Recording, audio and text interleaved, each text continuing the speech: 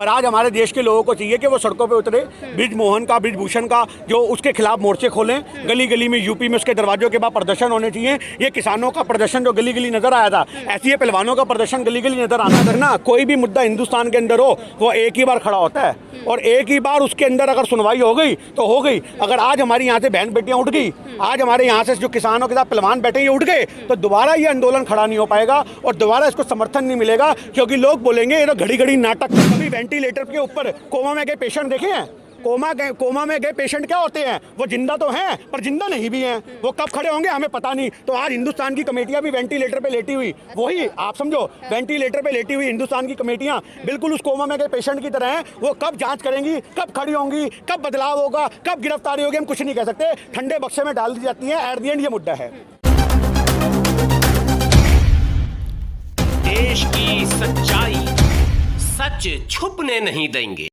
कि एक ही परिवार से ये लोग आते हैं, एक ही अखाड़े से ये लोग आ रहे हैं, यही लोग क्यों सिर्फ आरोप लगा रहे हैं, बाकी कहीं से आरोप क्यों नहीं आ रहे? ऐसा नहीं होता जी, आवाज़ उठाने वाला एक ही आदमी होता है। हमारा देश का इतिहास इसका गवाह है। जब महात्मा गांधी चले थे तो शायद किसी को उम्मीद नहीं थी कि महात्मा गांधी हमारे देश की करेंसी पे छपे हुए लोग होंगे। आप समझना इस बात को कि गांधी इतना बड़ा नाम हो जाएगा कि वो देश पे छपेगा। अम्बेडकर साहब इसका इतना बड़ा उदाहरण है, जिनको उठा करके कोर्ट से बाहर फेंक दिया जाएगा। तेरे लिए कोर्ट में जगह नहीं है, बाहर बैठ के अपनी बैरिस्टरगिरी कर, आप समझो। और एक मुकदमे से उन्होंने इतना बड़ा किस्सा खड़ा कर दिया था कि आज हिंदुस्तान के लोग उनको, आज संविधान की जब बात आती है तो अम्बेडकर साहब का जिक्र होता है, कानून की बात आती है अम्बेडकर साहब का जिक्र होता है।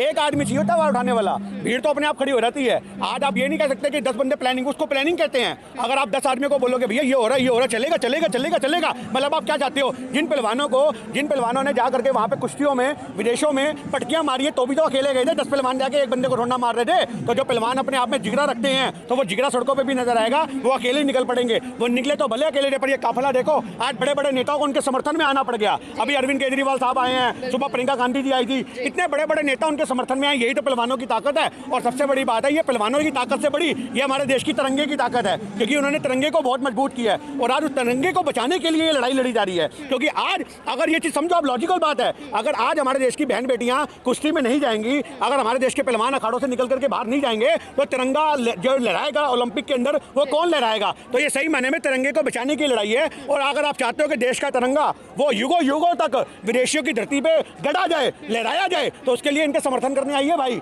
घर बैठ करके कुछ भी बोलने से नहीं होगा, सड़कों पे आओ, आवाज उठाओ। बड़े बड़े राजनेता आए हैं, किसी ने राजनीति की बात नहीं करी, ये सबसे अच्छी बात है। लेकिन वो तो यही बोल रहे हैं, आप बोले कि राजनीति की बात नहीं की, वो बोल रहे हैं कि उद्योगपति का हाथ है और कांग्रेस का हाथ है पूरे मामले के पीछे। भैया आज तो मोदी को बनाने के वक्त जिनका हाथ था उनका भी जिक्र कर देता बृजभूषण। आज मोदी को बनाने के लिए 10,000 करोड़ रुपए लगा दिया गया अडानी अंबानी के द्वारा। 2014 में अन्ना हजारे को बैठा दिया गया, अरविंद केजरीवाल को भी प्लांट करके हिस्सा बना दिया गया। उस समय लोगों को आवाज उठानी चाहिए थी। आप समझो, जब सही मायने में हमारे देश में चीजें प्लांट हो रही थी तब तो लोगों को अन्ना भगवान दिख रहा था, गांधी दिख रहा था। 2014 में कांग्रेस की सरकार को गिराने वाला अगर कोई था षड्यंत्र के द्वारा तो वो अन्ना हजारे था, और दूसरा उसका प्यादा अरविंद केजरीवाल था, जो आज पहलवानों के समर्थन में। उस बात में हम बात नहीं करेंगे, वो अच्छी बात आए हो, एक नागरिक होने के नाते हर आदमी को आना चाहिए। पर अगर आज जो लोग इसको राजनीति से जोड़ रहे हैं तो मैं उनके लिए कहना चाहता हूं कि भैया राजनीति क्या कहती है कि हमने पहलवानों का दरवाजा खड़काया, प्रियंका गांधी गई और राहुल गांधी गए, उनको बोला अरे आज गांधी साहब हैं राहुल गांधी जी, जो मुद्दों की बात करते हैं, अडानी की कंपनी में 20,000 करोड़ किसका, उसका जवाब दो। आज तक उसका जवाब नहीं आया। जेपीसी की गठन करो, उसकी मांग कर रहे हैं। आज हमारे पास जमीनी मुद्दे बहुत है कांग्रेस वालों के पास लड़ने के लिए। हमें पहलवानों की जरूरत नहीं है। हम बेटियों का इस्तेमाल नहीं करते राजनीति में। ये राजनीति में बेटियों का, बहु बेटियों का इस्तेमाल करने वाला कोई है तो ये भाजपा वाले हैं, जिनका दोहरा चरित्र हमें नजर आ रहा है कि जो बहन बेटियों को भी ये सोच रहे हैं कि उनको षड्यंत्र का हिस्सा बनाकर यहाँ कांग्रेस पार्टी ने बिठाया या राजनीतिक पार्टियों ने बिठाया। बोल रहे हैं मैं गुनहगार नहीं हूं, मैं इस्तीफा दे दूं। हर गुनहगार यही बोलता है, एक पागल भी यही बोलता है। अभी मैं आपको बोलूंगा आप पागल हो, सवाल है, मैं तो पागल नहीं हूँ। तो आप समझो इस बात को, एक पागल भी। आपराधिक तौर पर इस्तीफा नहीं दूंगा। मैं आपसे क्या कहना चाह रहा हूँ, अरे गद्दी पे बैठे इस्तीफा, आप समझो अपराध की जांच ही नहीं हो पाएगी। आप समझो इस बात को, आप इस बात को समझो, जब तक एक आदमी गद्दी पे बैठा है उसकी जांच कभी नहीं हो सकती।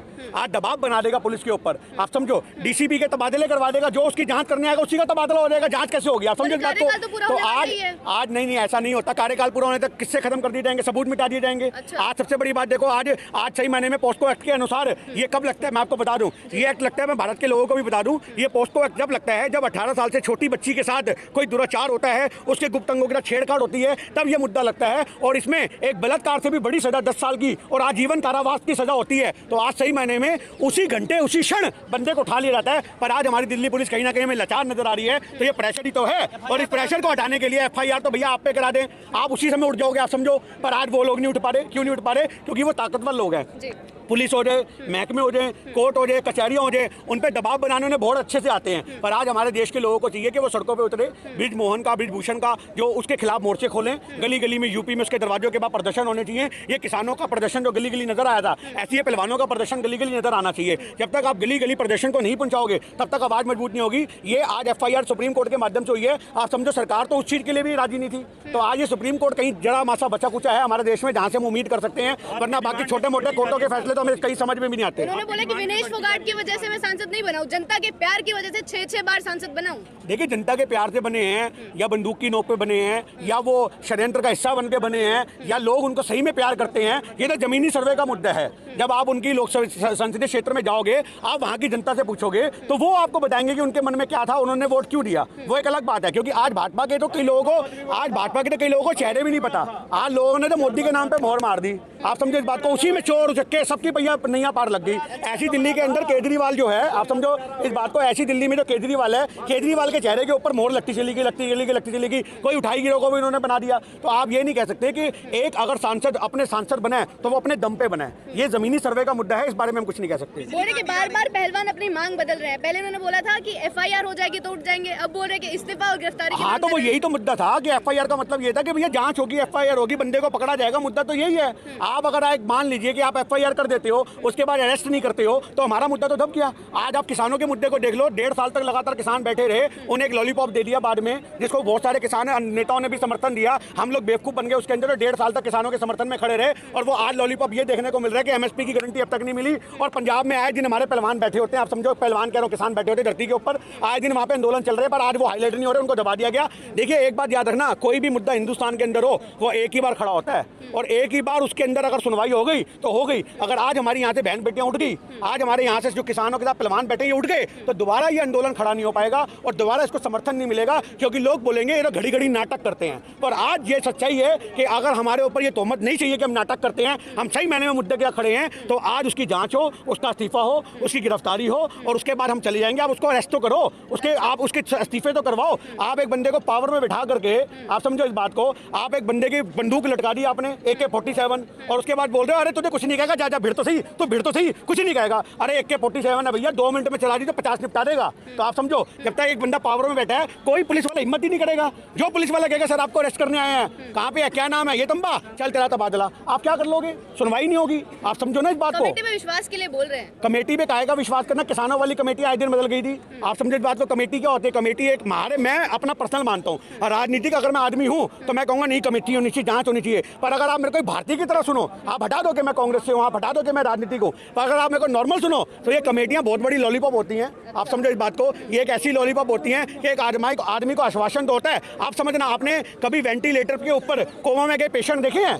कोमा में गए पेशेंट क्या होते हैं? वो जिंदा तो हैं पर जिंदा नहीं भी हैं। वो कब खड़े होंगे हमें पता नहीं। तो आज हिंदुस्तान की कमेटियां भी वेंटिलेटर पे लेटी हुई, वही आप समझो वेंटिलेटर पे लेटी हुई हिंदुस्तान की कमेटियां बिल्कुल उस कोमा में गए पेशेंट की तरह हैं। वो कब जांच करेंगी, कब खड़ी होंगी, कब बदलाव होगा, कब गिरफ्तारी होगी, हम कुछ नहीं कह सकते। ठंडे बक्से में डाल दी जाती है। एट द एंड ये मुद्दा है। अराजकता तो फैल जाएगी सर, ऐसे अगर कोई विश्वास नहीं करेगा किसी कानून। अरे अराजकता क्या? हम बैठे हैं, हम कौन सा कह रहे हैं हम तुम्हारे यहाँ पे कपड़े फाड़ते फिर रहे हैं? हम यहाँ बैठे हैं, धूप छांव हवा में बैठे हैं, हमें क्या मतलब है? पहलवान यहाँ पर अपनी प्रैक्टिस भी कर रहे हैं। थोड़े दिन में आपने देखा था राकेश से कहते हैं वहाँ पे फसलें उगा दी थी गाजीपुर पे, आपको पता होगा शायद, अगर आप वहाँ पे थे तो। थोड़े दिन में यहाँ पे गोल गोल हम मिट्टी खुदवा देंगे और यही अखाड़ा बना देंगे, यहाँ प्रैक्टिस करेंगे। बाथरूम यहाँ पे बने हुए हैं, नहाने धोने की कोई दिक्कत है नहीं है। ये बहुत लंबा चलेगा। आप समझो, मैं बिजली पानी के खंबे लगे हुए, बिल हम भरेंगे, हम भरेंगे। वो तानाशाही है, वो डर दिखाता है कि तुम कभी किसानों की बिजली काटते थे, किसानों की लाइट बंद करते थे। आप समझो इस बात को। आज किसान आंदोलन के वक्त भी पानी बंद कर दिया गया था। अरे ये तो भौतिक जरूरतें होती हैं, ये तो देश के अपराधी को जेल में भी मिलती हैं।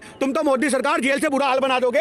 एक आदमी को जेल में भी पानी, खाना पीना, ये बेसिक नीड है आदमी की। आप समझो, मानव अधिकार की आलोचना है अगर आप इन चीजों को हटाते हो तो। पर आज ये लाइटें काटी जा रही हैं, ये दबाव बनाया जा रहा है, ये मेंटली तौर पर प्रेशर डाला जा रहा है। ये एक किसानों को जैसे दबाने के लिए आपको पता होगा गुंडे भेज दिए गए थे, तो आज ऐसी पहलवानों को दबा तो सकते नहीं गुंडागिरी से, पटकियां मार मार के सर फाड़ देंगे एक बंदे का। तो आज ये पहलवानों को डराने के लिए लाइटें बंद करना, ये छोटी मोटी हरकतें करना, धमकियां तो मिल रही है ब्रिज भूषण की तरफ अरे आज धमकियां देने वाले अगर लोग हैं तो आज सरकार को चाहिए कि Z+ सिक्योरिटी, तो मैंने पिछली बार भी कहा था, आप कंगना को दे सकते हो, जो अर्धनंगी औरत सड़कों पर निकल जाती है आधे कपड़े पहन करके, देश में संस्कृति को मिट्टी में मिला रही है, उसको आप Z+ सिक्योरिटी दे रहे हो। जिसके साथ हमारे देश की जो पुलिस चल रही है वो भी आंखें घुमा के चल रही है कि भैया इसको कैसे देखें, आप समझो। पर जो हमारे देश में तिरंगे को ओढ़ के चल रहे हैं उनको आप नहीं दोगे सिक्योरिटी। आज सही मायने में अगर ये धमकियां मिल रही हैं तो हम सभी लोग मोदी सरकार से आग्रह करते हैं कि आपके गुंडे बदमाश आज पहलवानों को धमकियां दे रहे हैं, हमारी बहन बेटियों को धमकियां दे रहे हैं, इनको Z+ सिक्योरिटी कब दी जाएगी, आप समझो इस बात को। या हमारे देश के पहलवान को Z+ सिक्योरिटी नहीं मिलनी चाहिए क्या? उनके ऊपर भी अत्याचार होगा जैसे किसानों की शहादत हुई। आप क्या चाहते हो कि हमारे पहलवानों को आप षड्यंत्र का हिस्सा बना के, मोहरा बना करके कुछ हानि पहुंचा सकते हो? तो आज मोदी सरकार को चाहिए कि जब तुम्हारे खुले नेता उनको धमकियां दे रहे हैं, खुले मन से धमकियां दे रहे हैं, तो तुम आज उसकी गिरफ्तारी को और मजबूत एक्ट लगा के करो। आज पुलिस वालों को चाहिए कि धमकी के भी एक्ट लगाओ, धाराएं लगाओ, ऐसे यदि धाराएं लगा दो कि आज जीवन बंदा वहीं बैठा रह जाए, बाहर निकलने की सोच ना सके, जेल से इलेक्शन लड़ने की भी उसके अगर सपना है तो उसको लगे इतनी धाराएं निकली हैं कि बाहर निकलना मेरे लिए पॉसिबल ही नहीं है। तो आज हमारे देश के अंदर ये मोदी सरकार को चाहिए कि आप हमारे पहलवानों की सिक्योरिटी बढ़ाओ, हमारे देश के अंदर जितने भी यहाँ पे समर्थन करने वाले लोग हैं उनकी फुल चेकिंग करो, किसी के पास किसी भी तरह का कोई औजार ना हो, और उनका जो बैरिकेडिंग से अंदर जाने का रास्ता है वहाँ पे भी उनके ऊपर रोक लगनी चाहिए। किसी भी तरह का धार्मिक चीज़ें भी, अगर आज मैं सिख हूँ, अगर मेरे पास भी कृपान है तो भी अगर मैं जाऊँगा या तो मैं ना जाऊँ, या मैं अपने जो सामान जो चीज़ें हैं उनको इज्जत से गुरुद्वारे में अर्पित करके जाऊँ। तो इस चीज़ को समझने की जरूरत है कि हमारे पहलवानों को सुरक्षा दी जानी चाहिए। आज खुली धमकियाँ आ रही हैं पर मोदी सरकार ऐसा कुछ नहीं करेगी। मोदी सरकार डरपोक है, मोदी सरकार डरती है। मोदी सरकार हुकूमत, मेरी बात समझो, मोदी सरकार संविधान से डरती है। आज संविधान की तो बेइज्जती कर रही है। मोदी सरकार आवाम से डरती है, मोदी सरकार किसान से डरती है, मोदी सरकार जवान से डरती है, मोदी सरकार पहलवान से डरती है, और मोदी सरकार विपक्ष से डरती है। आज मोदी सरकार योगी सरकार लेकिन डरती नहीं है, गोलियों से गोलियां तो डरती है। वही तो मैंने आपको बोला, संविधान की अवहेलना हो रही है। आज उनको अपने संविधान पे विश्वास नहीं है, आज बाबा साहब पे विश्वास नहीं है। तो आज हमारे देश के अंदर जब तक संविधान की होली जलाई जाएगी, जब तक आप न्याय की उम्मीद नहीं कर सकते। आप समझना इस बात को। आज आप योगी जी का तो छोड़ दो, अभी मुख्तार अंसारी का भी किस्सा गोल कर दिया उन्होंने, अफजल अंसारी को भी पैक कर दिया उन्होंने। आज 4 साल के लिए उसको जेल डाल दिया। अभी की लेटेस्ट न्यूज है आज की, अफजल अंसारी भी गया, सदस्यता भी रद्द होगी, सांसद था। मुख्तार अंसारी भी 10 साल के लिए गया और 5 लाख का जुर्माना हुआ। ये आप ब्रेकिंग न्यूज में चलाना। पर आज हमें ये डर है कि मुख्तार अंसारी और अफजल अंसारी की क्या सुरक्षा बढ़ाई जाएगी या धर्म देख करके इनके साथ भी प्लान कोई हत्या का सिलसिला हो सकता है। आखिरी सवाल, 6 दिन बाद FIR दर्ज कर दी गई है, अब क्या लग रहा है, होगी कार्रवाई ढंग से जिस तरीके से होना चाहिए? देखिए, एक छोटी सी बात है कि आज कार्रवाई के लिए तो बैठे हैं। आपने कल बजरंग पुनिया का बयान नहीं सुना, आपने शायद साक्षी मलिक का बयान नहीं सुना। उन्होंने खुले में बोला है कि जब तक उसकी गिरफ्तारी नहीं होगी, उसका इस्तीफा नहीं होगा। उन्होंने, साक्षी मलिक ने बोला, हम चाहते हैं कि वो अपने संसदीय पद से भी इस्तीफा दें, पर अगर वो नहीं भी होता तो कम से कम जो खेल के वो अध्यक्ष बन के बैठे हुए हैं कुश्ती के, उस अध्यक्ष से उनका इस्तीफा होना चाहिए, तभी जांच हो पाएगी। नहीं तो बड़े बड़े अफसर डरेंगे। आप समझो, आज जिससे पूछताछ करने के लिए CBI में बुलाया जाएगा, उसका फोन आ जाएगा, मेरे खिलाफ कुछ बोला, तबादला करा दूंगा, निकाला करा दूंगा। अरे बड़े बड़े नेता भैया, सांसद है, 5-5 बार गए। आप समझो 5-5, 6-6 बार के सांसद हैं, बड़े दबंग आदमी हैं, यूपी में नाम है। आज लोग थर-थर कांपते हैं। आज हमारे देश की राजनीति में ये चीजें देखने को मिल रही हैं कि थर-थर कांपने वाले लोग, जो थर-थर कपवाने वाले लोग हैं, वो नेता बन के बैठे हैं। तो कहीं ना कहीं हमारा देश कमजोर लोगों के हाथ में है, गुंडों के हाथ में है। गुंडों से देश को बचाना है, पहलवानों को समर्थन देने आना है, मोदी सरकार को भगाना है। 2024 के अंदर ऐसी सरकार बनाओ जो जनता के मुद्दे उठाती है, जनता को मजबूत बनाती है। साथ नहीं देगा, कुछ भी नहीं होने वाला है। मेन स्ट्रीम मीडिया सब बेईमान है। गोदी मीडिया मुर्दाबाद, बेईमान है, मुर्दाबाद। देखिए मेरी बात, आज मैं हमेशा मीडिया ने बेड़ा कर किया हुआ है, मीडिया साथ नहीं देता। मैं हमेशा बोलता हूँ, बिल्कुल साथ नहीं देता। आज मोदी सरकार वो अपाइज है, बोल रहे हैं हमें अंदर कर दिया जाएगा। आप समझो, आज मोदी सरकार वो अपाइज सरकार है जिसकी दोनों टांगे नहीं है, और वो दोनों टांगे जो हैं वो मीडिया ने बैसाखियां बन के संभाल रखी हैं। अगर आज आप समझ लो कि वो बैसाखियां उससे छीन ली जाएं तो वो अपाइज इंसान सड़क पे गिर जाएगा, बेचारा चल नहीं पाएगा। तो आज वो बैसाखियां हैं मीडिया, अगर वो नेशनल मीडिया की बैसाखियां मोदी सरकार से अलग कर दी जाए, मोदी सरकार जहां नजर आ रही है वहीं नजर आएगी, जमीन में धसती चली जाएगी, उभर नहीं पाएगी, खड़ा होना तो बहुत दूर की बात है।